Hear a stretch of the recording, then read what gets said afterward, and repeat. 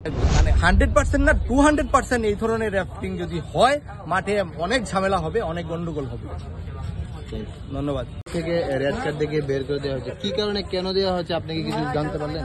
না, অ্যাকচুয়ালি দেখেন, আপনারা সবাই খেলা দেখেছেন, দর্শকরাও দেখেছে, বাট আমার কোশ্চেনটা হলো একটা হাড্ডাহাড্ডি লড়াই। আমার সব স্কুল বয়েজরা আমরা যতটুকু চেষ্টা করি আমরা ডিসিপ্লিন ওয়েতে খেলি, কিন্তু আমার প্লেয়ারদের বারবার গায়ে একটু ধাক্কা লাগলে পরেই ফাউল দিয়ে দিচ্ছে, কার্ড দেখাচ্ছে। তো আমার একটা প্লেয়ার সে অ্যাপিল করলো যে স্যার কেন কার্ডটা দেখালেন, শুধু জাস্ট অনলি স্যার একটু পুশ হয়েছে সেটাতে কার্ড দেখিয়ে দিয়েছে, জিজ্ঞেস করার পরে কার্ড দেখিয়েছে, কেন রেফারির সঙ্গে কথা বললো।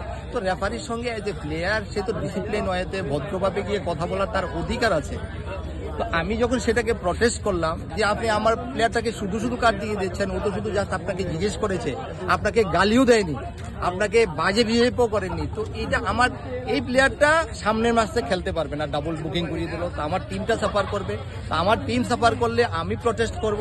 অ্যাকচুয়ালি এইরকম পরিস্থিতি হলে এজ এ কোচ নিজের অ্যাগ্রেশনটাকে কন্ট্রোল করা ভেরি ডিফিকাল্ট, কারণ আমি যে আমার যে অ্যাগ্রেশনটা ডিউ টু ইনজাস্টিস, এইভাবে যদি আমার একটা স্কুল ছেলেদের উপরে যেভাবে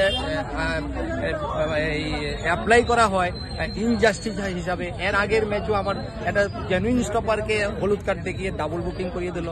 দেখা যায় আমার ওই ম্যাচে একটা ছেলে অপোনেন্ট টিমের সে উঠে আমার প্লেয়ারটাকে ঘুষি মারলো, তাকে কিছুই দেয়নি।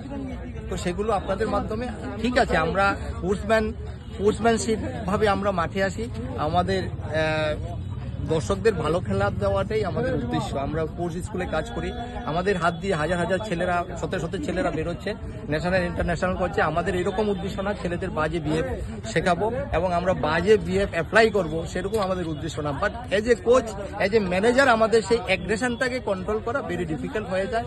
সেই জন্য এই যে আমাকে যে আজকে লাল কার্ড দেখালো, আমি বলবো একেবারে ইনজাস্টিস, কারণ আমাকে একটা হলুদ কার্ড দেখিয়েও সতর্ক করতে পারতো।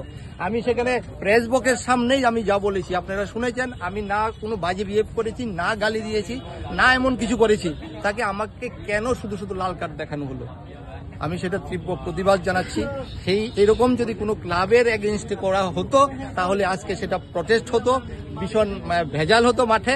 কিন্তু আমরা একটা অর্গানাইজেশন, স্পোর্টস স্কুলের মধ্যে একটা গভর্নমেন্ট টিমে কাজ করি, যার জন্য সেখানে আমরা সেটাকে এখন প্রতিবাদ করলে সেটা কি প্রতিবাদটা করতে পারি, আমরা রিটেন কমপ্লেন করতে পারি, বাট আমরা চাইছি আগামী দিন যেন মাঠে এই ধরনের ঘটনা না ঘটে। সামনেই তো